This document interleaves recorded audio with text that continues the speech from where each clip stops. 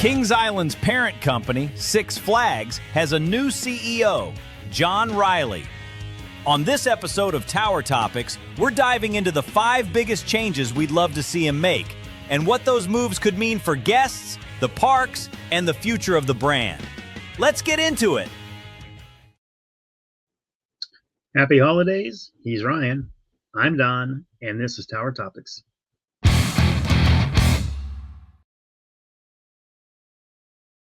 Hey, let's kick this off by thanking our Prestige members. I want to give a big shout out to Miss Mandy, 1983, Lil Mac, 21, Brian Hauser, 330T, Aaron Bort, Jacob Fix, Damon Barnes, Dakota Cole, Eric Grau, Dustin Jackson, Songster Smiku, Medic 302, Eastern Coaster, Guys and Girls, Justin Y, Mike Garrett, Galaxy B-Boy, Greg Eversol, K La La, and T Cleveland. Thank you guys so much for supporting Tower Topics at the highest level. That's the Prestige level. If you want your name read on the screen, you can do that too. There's a link in the description. Memberships start at just $2.99 a month. So click that link if you're interested. So Ryan, new CEO, now settled into his office, John Riley, which begs the question, some of the changes in that he's going to make with Six Flags. There are going to be changes. We know that. But I think, with the top 5 changes that you and I would like to make, or like to see the CEO make, let's start with number 1, get your thoughts on this. Treat guests, suppliers, employees, and stockholders with integrity. Yeah. I mean, if anything, this is the legal requirement for him to do. And if you have any questions about that, see the lawsuit filed against Six Flags, which that's a due diligence thing. That's not necessarily like an account. I mean, it is an accountability thing, but I really think that the guests have been put on the back burner a little bit. I don't think it's as bad as we feared. I really don't. But in a lot of instances, especially, and I'm only talking out of Kings Island, at Kings Dominion, places like that, they advertised Winterfest, they got rid of it. There was an expectation for Grand Carnival, they got rid of it. They did their 50th, but it was kind of a diet version of Kings Island's 50th. So I think that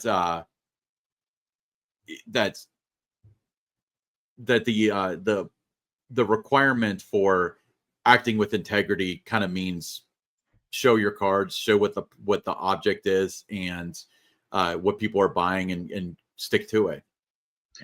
Yeah, I agree with you, Ryan. I think that there should be a certain expectation when you purchase your season pass, sometimes 6, 7, 8 months in advance of the next season. But when things are promoted and are part of one of the reasons why you did want to purchase a season pass, such as Kings Dominion and other parks that expected a winter event and they don't have it, or a fall event, Michigan's Adventure, for example, and they don't have it. I think that falls under the integrity in that sometimes some of these products go on sale and they know well in advance that they're not going to do those things, but they go ahead and advertise it anyway.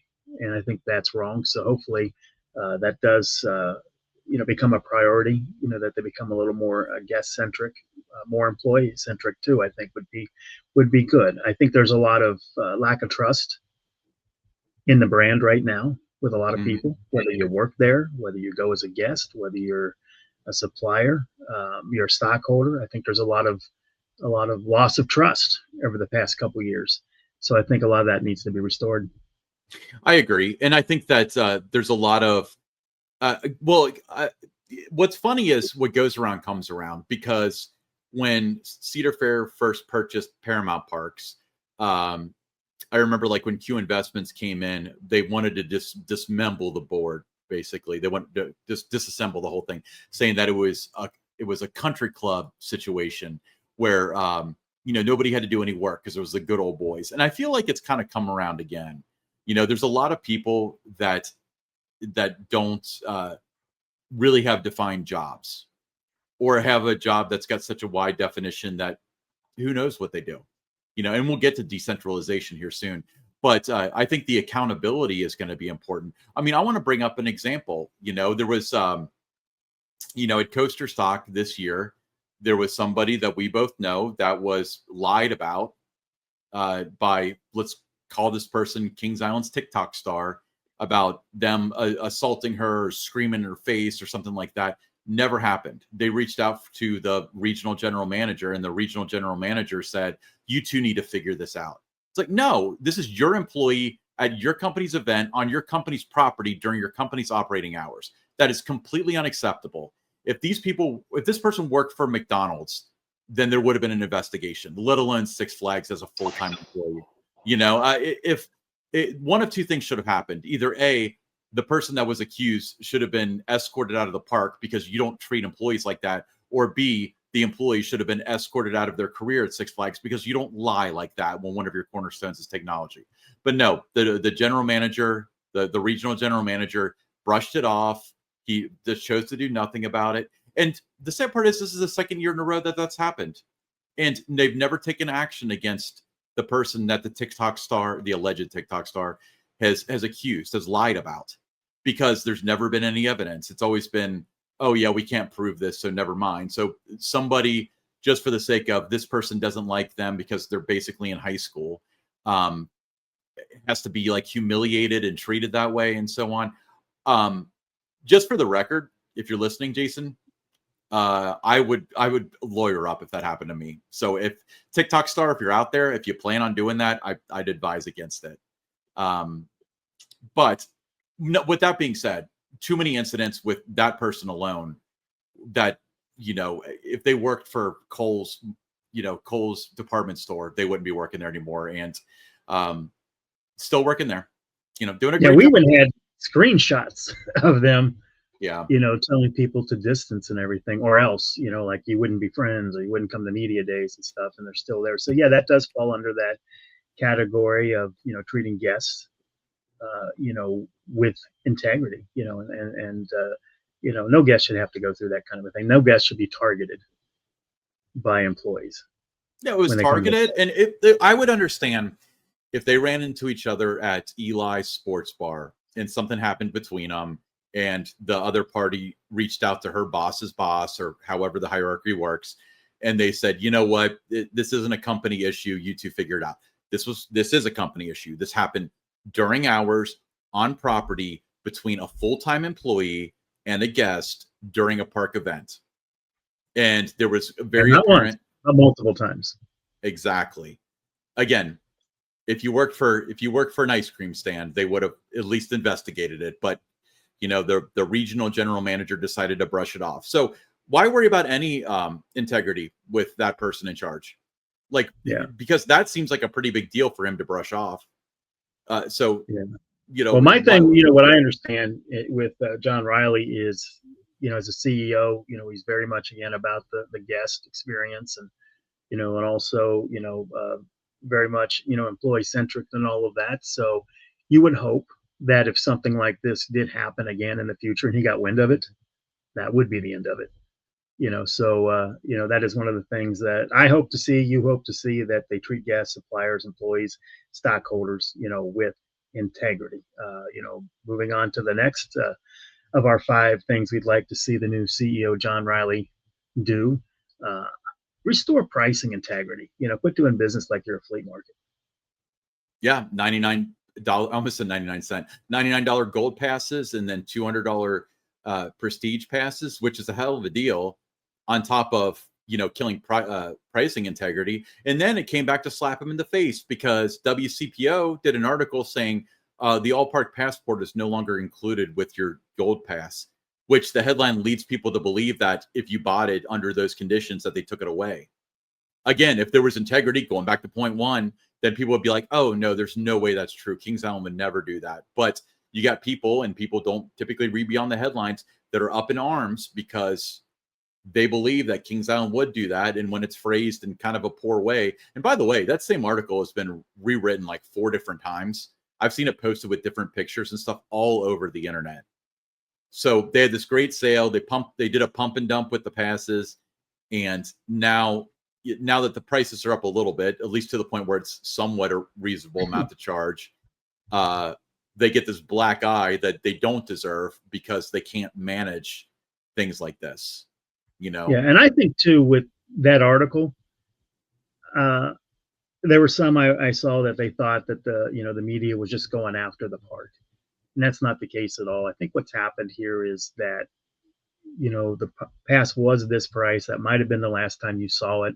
And this might be Mhm. what it includes. I think it was just a way to say, hey, if you're thinking about it as a Christmas gift now, what you might have heard before doesn't include that now. I don't think there was any intent to go after the park or anything there. But when you look at the pricing, $99, for the season pass, all these different, bring a friend offerings, you would think when you look, at the portfolio, Kings Island, Cedar Point, uh, you know, you got Canada's Wonderland, Carowinds, Six Flags Over Georgia, Six Flags Great America. I mean, just so many parks in the portfolio that, they offer a great experience. But when you price it the way they have, with that flea market type pricing, um, it kind of devalues, the perception of what you are. You're a premium experience. I think that while it's a great deal for us that we got prestige passes at a great price with all the parks that we can go to for $200, Ryan, uh, we both know that was worth a lot more, and we would have paid a lot more. Yeah, and So and we're at the advantage of you and I paid $200 for prestige passes, all right, because it was a deal we could not refuse. But there's also like this whole supply and demand thing. We're already seeing it rearing its head where I've had 3 or 4 incidents now where I couldn't park in preferred parking. We've had people that were turned away from the VIP area because all the seats were full. Sorry. Um, the fast lane line, I mean, during Winterfest right now, as of this recording, it's not a big deal. But toward the end of the season, in like October, the fast lane lines were 40, 50 minutes when, the expectation is to be 10 to 20. And that's just because everybody has it, so when you need to value something a lot, it becomes essentially worthless. yeah, You exactly, know? exactly, and I think that's going to backfire on them next summer. You're talking already about the number of times you could not park in the VIP lot out there. Couldn't get into the Prestige Lounge, the VIP Mhm. lounge. So there is a lot of times right now where it's not working for them, and I think it's always let's get the money now. We'll worry about the guest experience later, kind of a thing. And I think they're going to have a lot of dissatisfaction in 2026 with the number of people that bought Prestige that aren't going to be able to park up close, that aren't going to be able to get into the Prestige Lounge. There's going to be those Saturdays where that one-time fast lane use is not going to be great. It's not going to be much different for you than it would be if you went to the regular line. So there's a lot of things that they could have done a little bit different. I always thought that I like the parks that hold the line on pricing. They know who and what they are and what they're worth, and they price it accordingly. And that's what they should have done here. And yeah, it should have been a little bit more. I would have paid more. You would have paid more. A lot of people would have paid more. Would you have as many units sold? Maybe not, but you still would have made more revenue if you priced it higher at the end of the day. And the way they're set up as a company, publicly traded partnership, it's more about the revenue than it is the number of people that come through the front gate.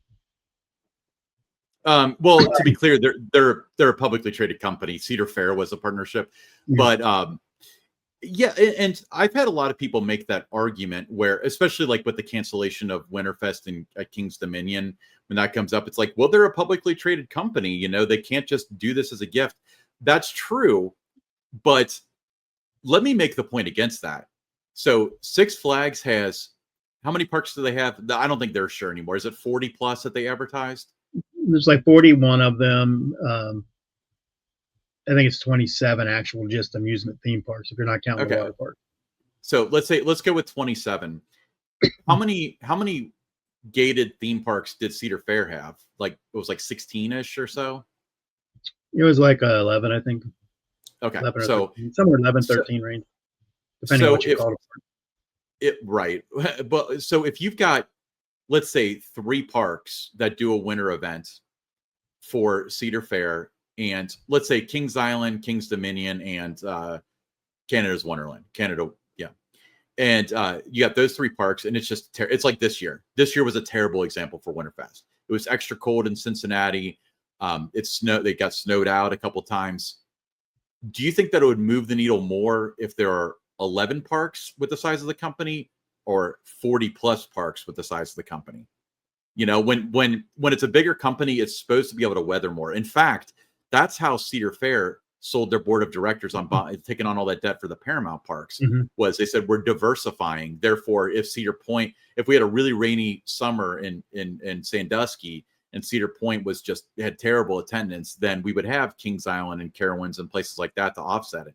So I don't think that the argument that, oh, they're a publicly traded company now is true. I think that it was far more true when they were Cedar Fair, when they were much smaller. They can weather a lot more now, theoretically. The problem is they're in a terrible position money-wise where they can't take on any kind of risk.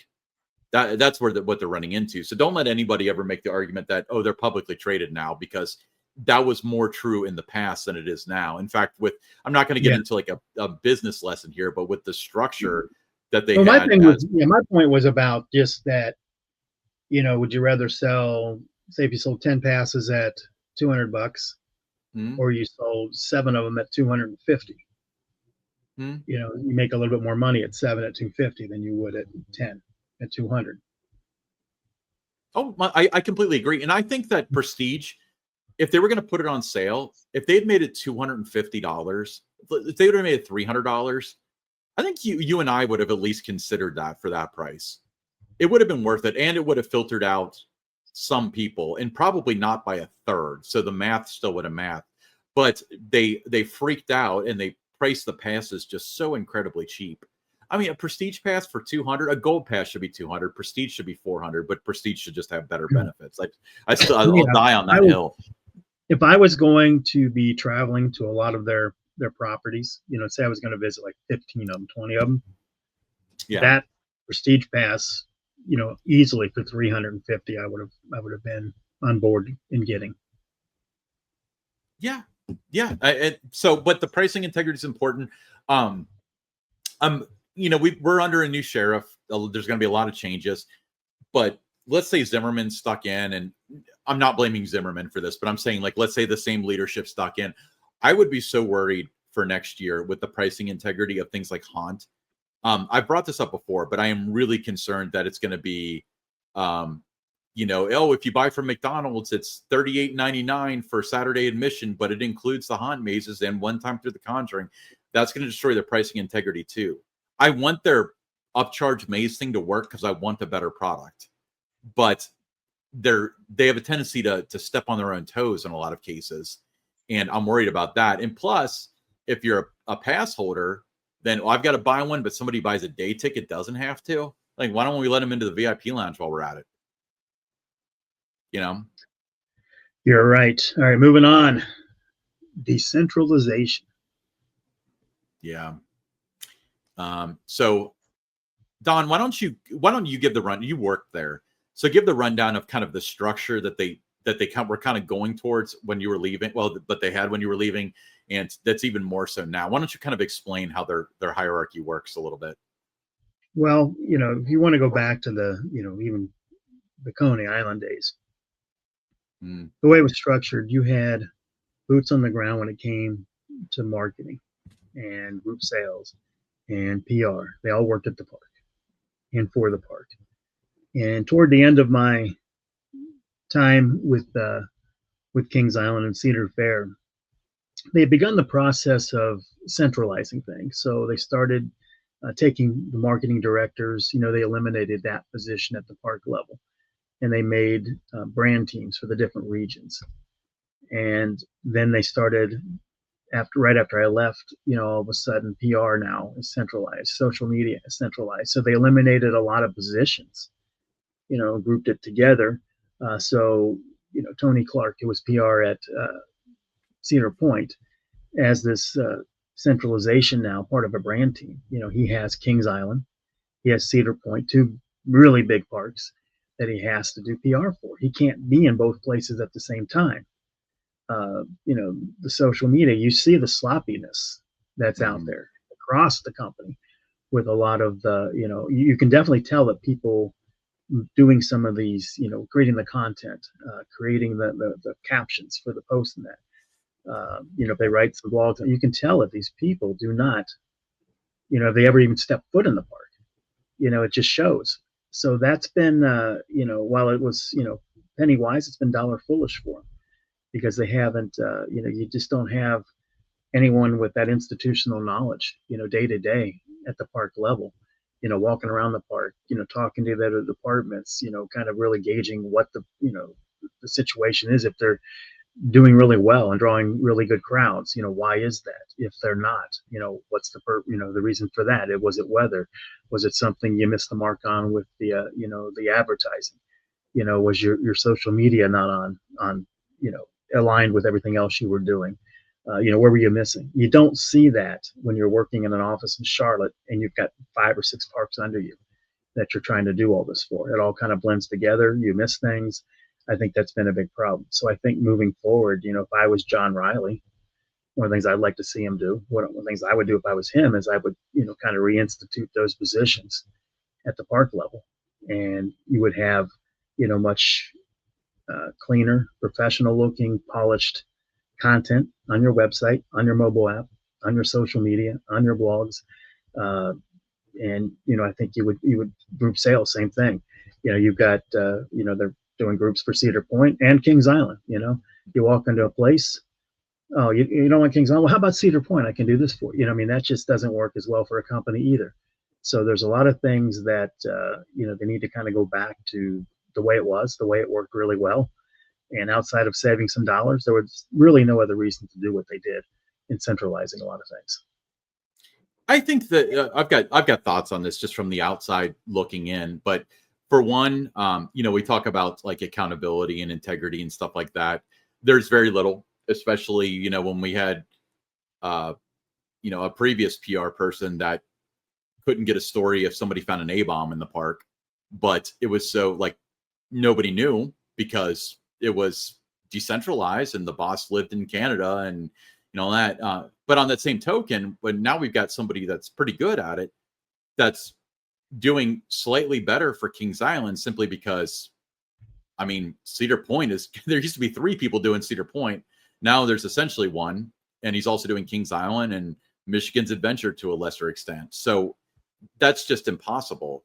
But also, when it comes to like, the sloppiness on social media and stuff like that, there's bound to be mistakes occasionally, but when it's a couple times a week, or if it's like general bad information, or like, for example, it wasn't this year, I don't think it was last year, Grand Carnival had the wrong parade time on the app for the first weekend or so. And they tried to make it clear elsewhere, but people were still lining up along like the tape at 7:00 or whatever, when the parade was at 9. If it was on the park level, there would be a marketing director or comms director or whatever that would be like, we need to sit down and make a plan to make this better. But yeah, when the boss is in Canada and they have no idea this is happening, then it's just never going to get any better. Yeah, they took all the PR people before I left and social people and made them part of corporate. They were no longer park employees. They were corporate employees, although they had offices at the park. They didn't even tell me that they had done that. That I was now a Cedar Fair employee at the time, not Six Flags, but Cedar Fair, that I was now a corporate person, so I'm there for like a year, not even knowing that they had done that, because they just didn't communicate any of that. My boss, who was in the office next to me, he certainly knew that had happened, but didn't bother to tell me.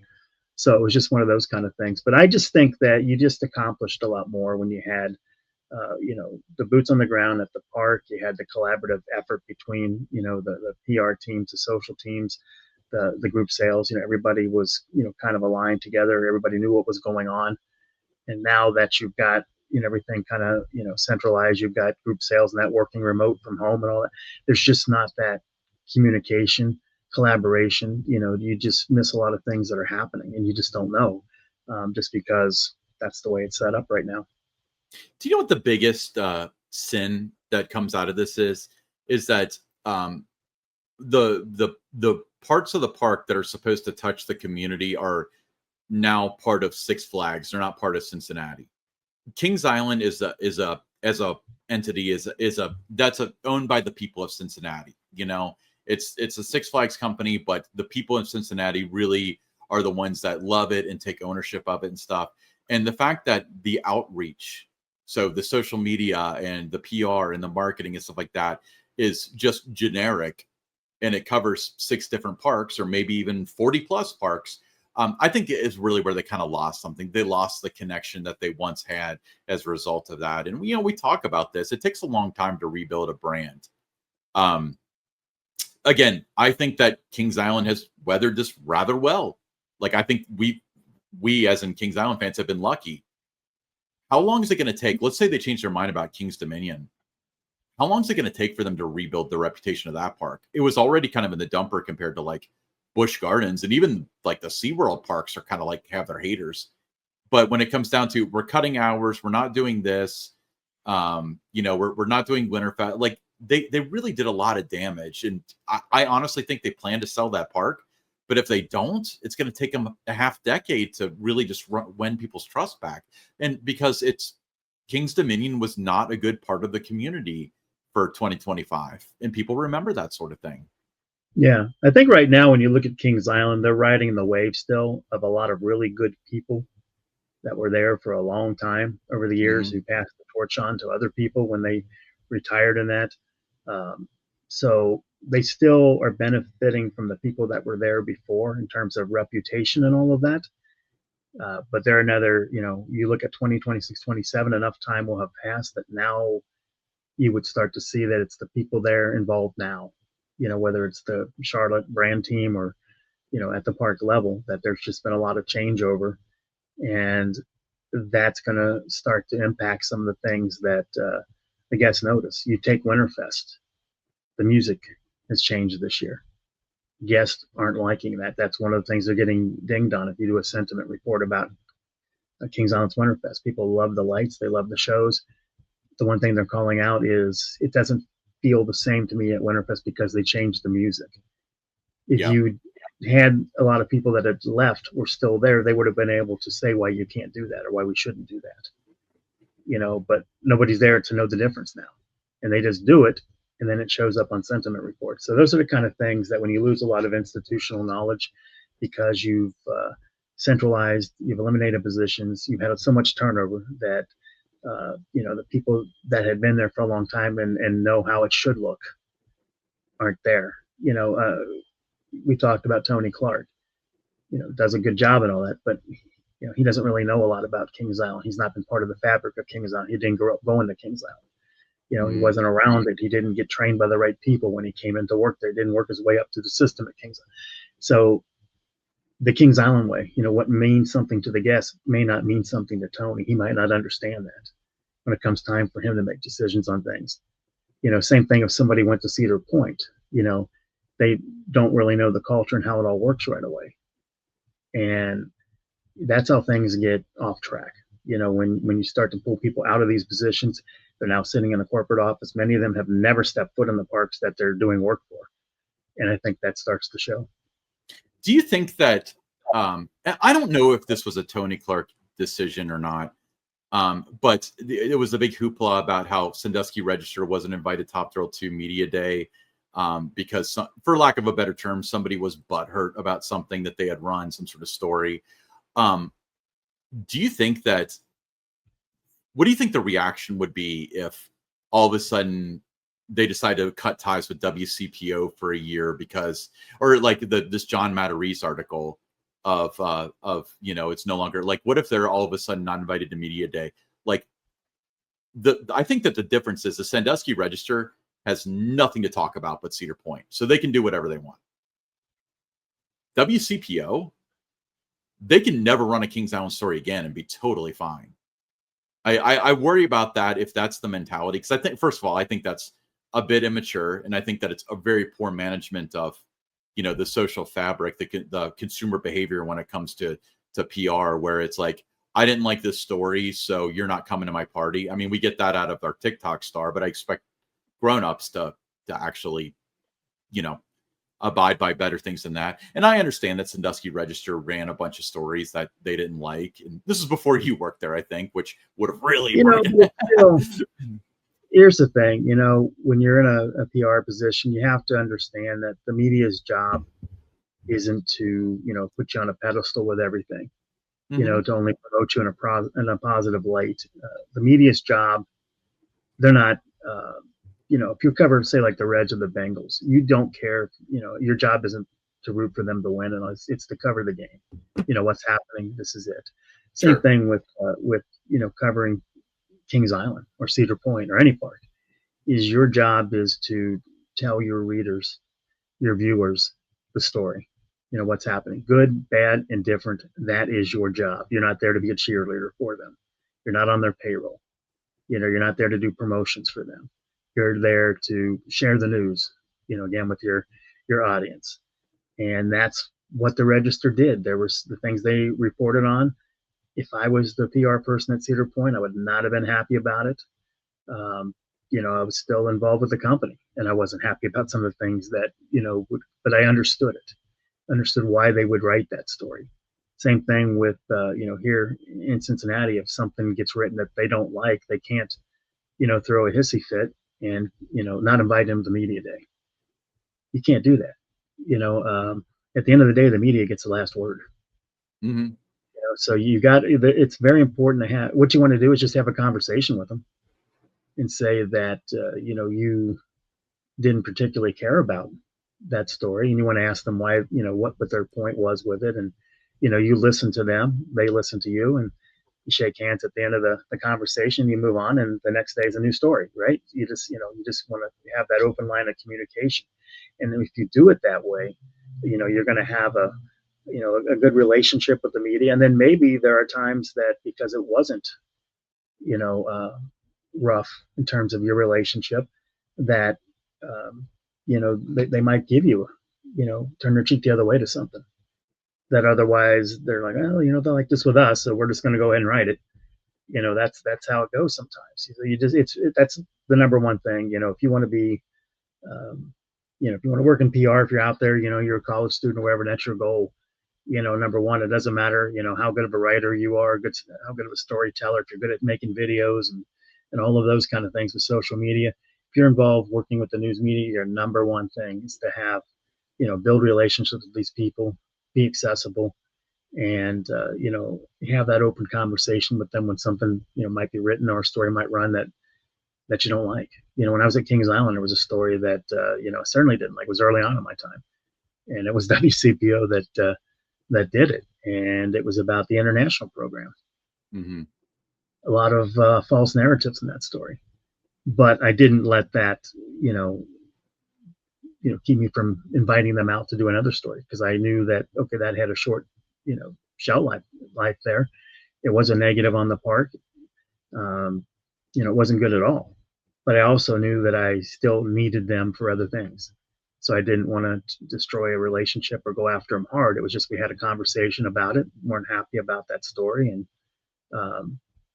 kind of pointed out the things that weren't accurate in their story. And just, at the end of the day, we left it at that. So those are the kind of things that you have to work on. And you're right. They can't afford to have a bad relationship with WCPO, because they can just choose not to do anything with Kings Island. And it really is like it's a dog eat dog or out there, Don. And if they don't invite WCPO to Phantom Theater's media day, because they're, I don't know, because you follow them on Facebook or whatever. Then when they need them, you're right. Like, what if there's a tragedy? WCPO would not hesitate to be all over that, because there is no relationship anymore. Regardless, this is not a referendum on Tony Clark, by the way. I want to be very clear. Not at all. Tony, like I said, Tony does really good work. I think he's one of the best, people in the industry to represent your park on camera. Talking to the media as your spokesperson. You want a guy like Tony in that role. I think he does a really good job. But he has very little relationship with the media because he's not here. And right. you can have, whether it's Bill Mefford or you or Barb Kolnar, or I'm trying to go through the list of all the Ruth Voss, any of them. If they were at Cedar Point, the PR would be diminished. I mean, nowadays it's a little bit easier because of Zoom and email and whatever. But the PR would be diminished if the PR person isn't at the park. It's just the way that it is. Because first of all, you're not a face that's escorting him around. When Tony gets a camera out there, he often sticks other people, so they don't have a relationship. They've got somebody that has nothing to do with PR showing them around, and not the person that they made the arrangement with. And I that comes back to the whole decentralization thing. You know, every park needs their own face. I understand Cedar Point and Michigan's Adventure together, like a big park and a little park that like kind of doesn't really have much to its story. I mean, I think there's a lot to every story, but let's be realistic here. You weren't going to get a grand slam out of Michigan's Adventure unless you were really good. But when it comes down to two parks that really need that community involvement and need that personality involved, I really just think it needs to be decentralized. They need to have that in the park. We need to have a face of the park. And yeah. Well, let me bring up a marketing point too. That's one of the things that as this was, starting to evolve and they were moving it, to the corporate level, with pulling marketing out of the parks, and that is the reliance that, they would point to the demographics and they would say, this is our audience. And I'm like, great, you're looking at those numbers. That's something that you just pull on paper and you're going to base everything off of that. And I said, if you want to know who your guests are, just go walk around the park every day. That's going to tell you who your guests are. You don't need to pull all these analytics and things to tell you who your guests are. If you got boots on the ground, you should be able to know just by walking around and just checking out, who the guests are. That's going to give you a better idea of the real life, looking at, things, the real picture versus just what the spreadsheet says. Well, yeah, and a lot of it, you and I, we've dealt with sentiment reports, and I'm sure we're going to do a show that does like the hindsight sentiment report, probably in early January for Winterfest. And that's more interesting than anything. But there's nothing on there that you and I won't know that's coming because we've been to the park a bunch of times. We know that people are going to say, I don't like the new music. It's, it's not the same. But the sad part is, I mean, they don't know the boots on the ground. That's one thing. But also, when we talk about, the employee stuff or accountability and stuff like that, there's nobody to even think to pull the report after the first weekend and be like, oh, it's pretty negative with this music change. We can easily change that back because it stayed. But I've heard from a bunch of people that, they weren't particularly fond of the music because it didn't feel like Winterfest. And if you hear that from a bunch of people, it's going to be the sentiment online. But the sentiment online is going to be far worse because the internet's going to internet. But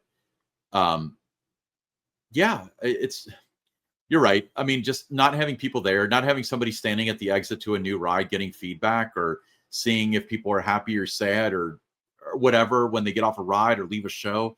Again, they lose something. They lose a lot of data and institutional knowledge. You're right, they do. All right, food and beverage upgrades, moving beyond the generic park food to offer better quality, more diverse options. That's something that, I've always been hoping that they would do. Possibly, the self-service kiosk or mobile ordering, they don't just stick their foot in the door with that and, stick their foot in the water and see how it, feels, that they actually go all in and they do something like that. I think that would increase the speed. Oh, yeah. The mobile ordering is something that they promised us like a decade. Actually, I think you were there when they promised us that and we didn't get it. They had it for a little bit. I remember ordering something from the Fest House just to try it, and it worked like fine, but they do need to commit to it. I think that the kiosk experience and the mobile ordering and stuff like that should probably take precedent over, new and diverse food options, because I think that Kings Island and all the parks run the risk of losing that. But I think Kings Island's like pretty good shape with that as it stands now. But as always, I'm concerned with 2026 and what we're going to see, is if you recall, like Grain and Grill had 3 different types of bread and rotating options and stuff like that. And now it's a biscuit, So I feel like they're looking for faster and more efficient ways to do things. And I would say like at least hold the line with that. But I think from a guest experience, kiosks, mobile ordering are going to be the most important thing when it comes to food. Yeah, and that's one of the things I hope that John Riley, as the new CEO, looks to implement into all the parks and just, hey, the technology is here. Guests are expecting this now. let's find a way to do it and do it well. The next is invest in park aesthetics and infrastructure. I think this is a big thing. Talking to a lot of guests, especially when you're looking at Winterfest, there's not enough places to step outside of the cold a lot of times. So I would think, providing the guest with, like the premium nature type of experience, which includes basic upgrades. I mean, simple upgrades, like more shade. Just provide more shade, not that hard. Benches, not that hard to put a few more benches out so people have a place to sit. There are places at Kings Island that you have to go long stretches without a place to sit down. Umbrellas, put more of those out on those sunny days, as well as significant renovations. You hear a lot of talk about the aging of the restrooms in certain areas of the park. They have done some upgrades. Some are a little bit better than they were before. Sure. But they're certainly not state of the art. Not what you're seeing at some other parks who make things like that, little things like that, a priority that really enhances the experience. Where would you put this on the list of priorities? Like I think the aesthetics of the park, right. Well, I think the aesthetics of the park is in terms of everything's painted, fences aren't broken, there's no caution tape up, stuff like that. I think that's way paramount, as in lowercase p, paramount. I think that's incredibly important because there's always the perception that parks are dangerous because they have roller coasters, and roller coasters quote unquote kill people and whatever.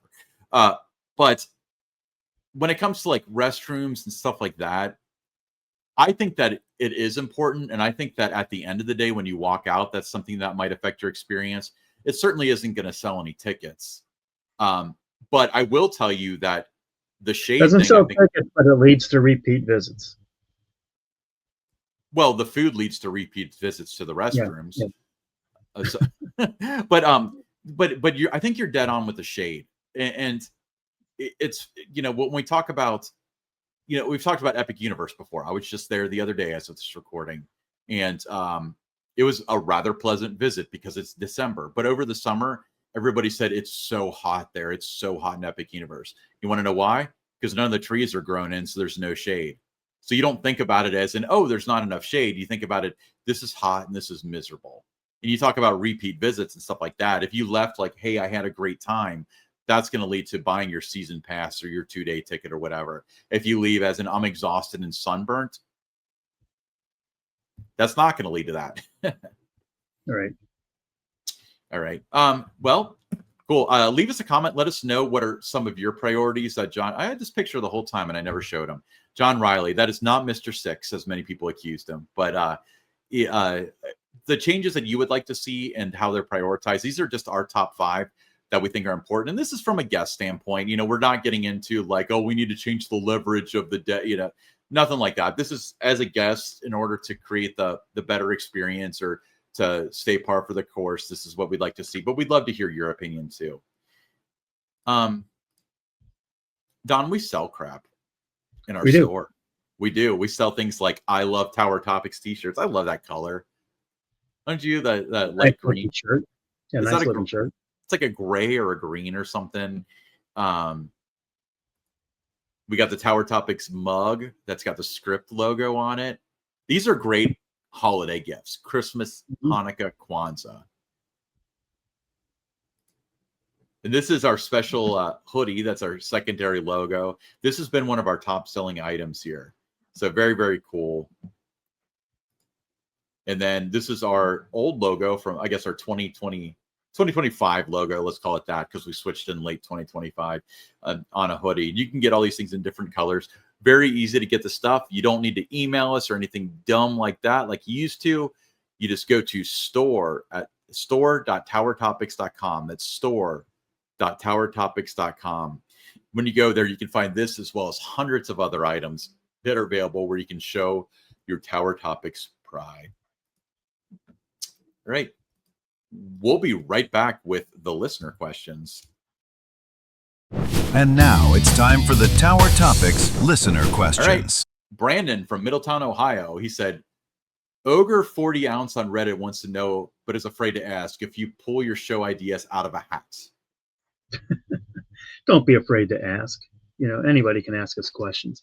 I mean, when it comes to what we talk about, a lot of it is what the guests are talking about, fans of Kings Island are talking about. It's pulled from sentiment reports. What are the the positive things, but also what are the pain points that people are calling out, and we'll do shows on that too.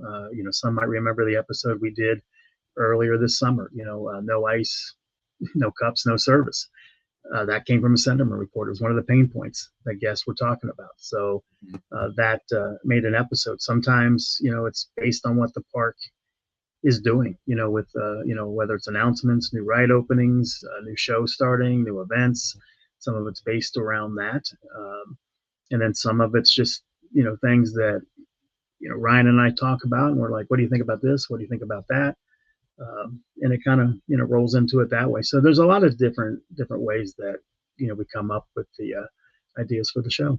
Not pulled out of a hat. It is all planned in advance. Sometimes it's maybe a day or two before we record that we settle on what's going to be talked about. But a good percentage of it does come though based on what visitors to Kings Island what they're saying, and it gets pulled in those sentiment reports. So whatever they post on things like TripAdvisor out there, Google reviews, Kings Island season pass holder Facebook group, so where all those things get pulled from. So a lot of it is derived really from what what everyone's talking about, and those make the episodes. Yeah. A lot. I mean, we visit the park and we think about things, and that's. I mean, we've got different genres. We try not to do the alternate, or well, I'm sorry, the history stuff too much during the season, because that's burning the candle at both ends. But we have a whole Rolodex of rides and shows and attractions and events and people and stuff like that we plan to or have done episodes on. And then we can highlight a ride if we want to. If Halloween Haunt is coming up, we'll talk about that. If there's something about Halloween Haunt that's noteworthy, we'll talk about that. I mean, the fire show over the fountain, that was something that was unique, and that was something people were talking about, so it constitutes a show. But we're not going to do, hey, Slaughterhouse 2025, how to compare to 2024 or anything like that, because there's no there. But no. I guess to answer your question, yeah, we just pull them out of a hat. Simple as that. we take our Vekoma hats that we got from IAPA and just pull a thread out of it and read what's on it. All right. Yeah. It's fun though, and there are times that we've people kind of wondered early on, like, how are they going to keep that pace, 3 shows a week? That's kind of hard to do year round. But there's never been a shortage of, do we have 3 episodes this week? Never. So there's plenty of opportunity out there, plenty of things for us to talk about. So, if you're one of those people that are out there hoping that we run out of ideas and can't continue, that's never going to happen. We're always going to have story ideas. If anything, you're giving us ideas. So thank you. Thank you so much. All right. If you've got your own questions, you can send them to, actually, I'm going to do this first. Let's show text or voicemail to 513-399-7538. We haven't had a voicemail in a couple weeks, so I don't remember if I put the graphic up or not, but 513-399-7538. If you send a text, we'll read it. If you send a voicemail, then, we'll play it on the air. You don't want to do that, you can send an email to hosts@towertopics.com. That's HOSTS@towertopics.com. Your first name, the city you're from, as well as your question, comment, concern, buy or sell. We have a lot of people that send us articles and stuff, Don, especially over the text, where it's different news around Six Flags, and when news I'll never miss any news at Kings Island, because I get about 10 people that text it to me, which I think is awesome. It is a great way to get to us, but it's not necessarily a great way to communicate with us. But if you want to see us something, then we can send it there. But true. Yeah. All right. I'm Don. That's Ryan. And this has been Tower Topics.